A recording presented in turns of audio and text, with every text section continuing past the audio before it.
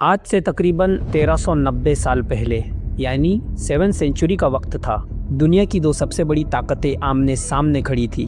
ایک طرف تھا شاندار اور قدیم سنسینین امپائر جس کا تخت ایران سے لے کر عراق تک پھیلا ہوا تھا، اور دوسری طرف تھی نئی ابھرتی ہوئی قوت رشیدیہ خلافت۔ مگر سوال یہ ہے کہ قدسیہ کی جنگ آخر شروع ہی کیوں ہوئی؟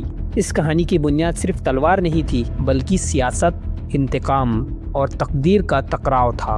نبی کریم صلی اللہ علیہ وسلم جب اس دنیا سے پردہ فرما چکے تھے تب عرب دنیا میں ایک بڑا امتحان آیا۔ کئی قبیلے اسلام سے پھر گئے، لیکن حضرت ابو بکر رضی اللہ تعالیٰ عنہ نے ردہ وار کے ذریعے عرب کو دوبارہ ایک جھنڈے کے نیچے جوڑ دیا۔ اب عرب صرف بچنے کے لیے نہیں بلکہ پھیلنے کے لیے تیار تھا۔ اس وقت پرشین سلطنت یعنی سنسینین امپائر اپنی کمزوری کے دور سے گزر رہی تھی۔ بادشاہ بدلتے جا رہے تھے، تخت پر بیٹھنے والا ہر شخص چند مہینے بعد ہٹا دیا جاتا۔ آخرکار تاج ملا ایک جوان اور تجربہ کار بادشاہ کو، یزڈگرد III۔ مگر اصل طاقت اس کے پاس نہیں تھی، فوج کے سردار اور اسلاف ہی فیصلہ کرتے تھے۔ ایران اس وقت پرشین حکومت کا حصہ تھا، لیکن وہاں کے کئی عرب قبائل پرشین ظلم اور بھاری ٹیکس سے پریشان تھے۔ مسلم فوج کے پہلے کمانڈر تھے حضرت خالد بن ولید۔ انہوں نے عراق کے کئی علاقے فتح کیے، ہیرا، الائس اور دوسرے شہر۔ لیکن پھر سیریا کا مہم زیادہ اہم ہو گیا اور خالد بن ولید رضی اللہ تعالیٰ عنہ وہاں چلے گئے۔ عراق کا فرنٹ کمزور ہو گیا۔ پرشین کورٹ نے سوچا اب وقت ہے عربوں کو ہمیشہ کے لیے کچل دینے کا۔ یزڈگرد III نے اپنے سب سے طاقتور اور تجربہ کار جنرل کو بلایا، رستم فروخزاد۔ رستم صرف ایک سپہ سالار نہیں تھا، وہ سیاست دان بھی تھا۔ اس نے پہلے جنگ کرنے سے انکار کیا کیونکہ وہ جانتا تھا کہ سلطنت اندر سے ٹوٹ چکی ہے، مگر اس پر دربار کا دباؤ اتنا زیادہ تھا کہ اس سے آخرکار فوج لے کر نکلنا ہی پڑا۔ اس نے تقریباً 40,000 سے زیادہ سپاہی جمع کیے، جن میں بھاری زرہ پہنے ہوئے پرشین سولجرز، ایلائٹ کیویلری اور سب سے خوفناک وار ایلیفینٹس بھی شامل تھے، یعنی جنگی ہاتھی بھی شامل تھے۔ یہ ہاتھی جنگ کا سائیکولوجیکل ویپن تھے۔ عرب فوج نے پہلے کبھی ایسے جانور نہیں دیکھے تھے، کیونکہ عرب کے ریتیلے میدان میں اونٹ ہوتے ہیں، ہاتھی نہیں، اسی لیے یہ جانور ان کے لیے ایک نیا تھا۔ جنگ کے لیے جگہ چنی گئی جس کا نام تھا قدسیہ۔ یہ مقام عراق کے ریگستانی میدان اور فرات کے قریب تھا، اسٹریٹجی کے لیے پرفیکٹ۔ ادھر مسلم فوج کی قیادت کر رہے تھے حضرت سعد بن ابی وقاص رضی اللہ تعالیٰ عنہ۔ انہیں عمر بن خطاب رضی اللہ تعالیٰ عنہ نے مدینہ سے اپوائنٹ کیا تھا، لیکن ایک حیران کر دینے والی بات تھی، حضرت سعد رضی اللہ تعالیٰ عنہ اس وقت شدید بیماری کا شکار تھے۔ ان کی کمر اور جسم پر پھوڑے تھے، وہ خود گھوڑے پر بیٹھ کر جنگ لیڈ نہیں کر سکتے تھے۔ انہوں نے ایک محل جیسی عمارت کی چھت سے جنگ کو مانیٹر کرنے کا پلان بنایا۔ نیچے سے ان کا پیغام اور آرڈر سپاہیوں تک پہنچائے جاتے۔ جنگ شروع ہونے سے پہلے مسلم فوج نے روایات کے مطابق امن کا پیغام بھیجا۔ اس وقت کا ایک واقعہ بہت مشہور ہے۔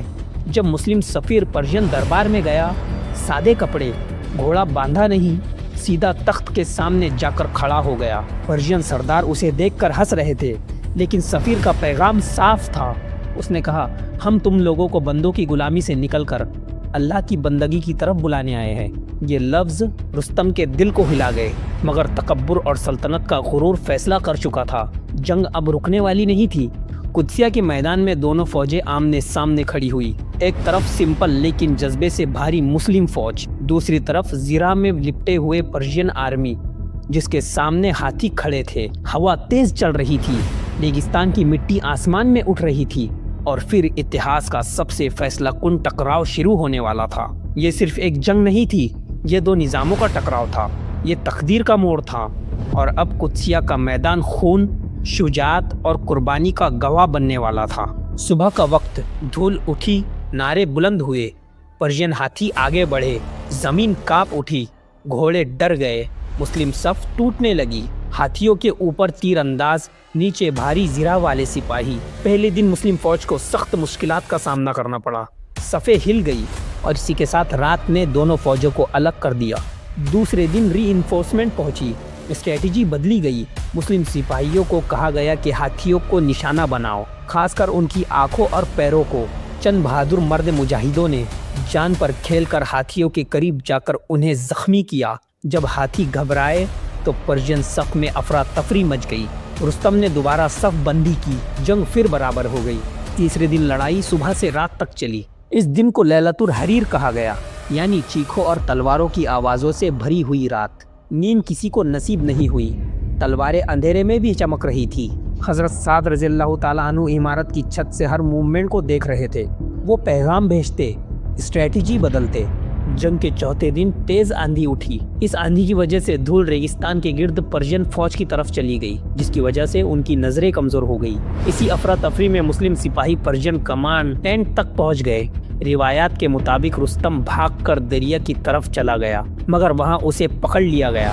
جب مسلمانوں نے اسے قتل کر دیا تو اس کی وجہ سے پرشین فوج کا حوصلہ ٹوٹ گیا۔ سلطنت کا سب سے بڑا جنرل گر چکا تھا۔ کمان ٹوٹنے کے بعد صفیں بکھر گئی، لشکر بھاگ نکلا۔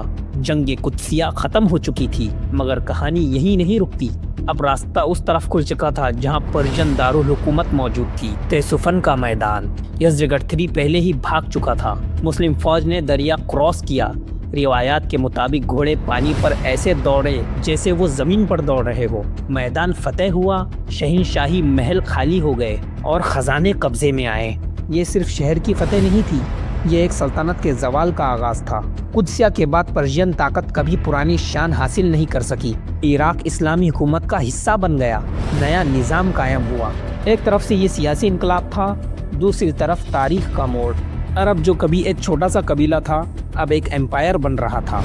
سوچئے، ایک طرف بھاری زرہ، ہاتھی، شاہی لشکر، دوسری طرف جذبہ، عقیدہ اور ڈسپلن۔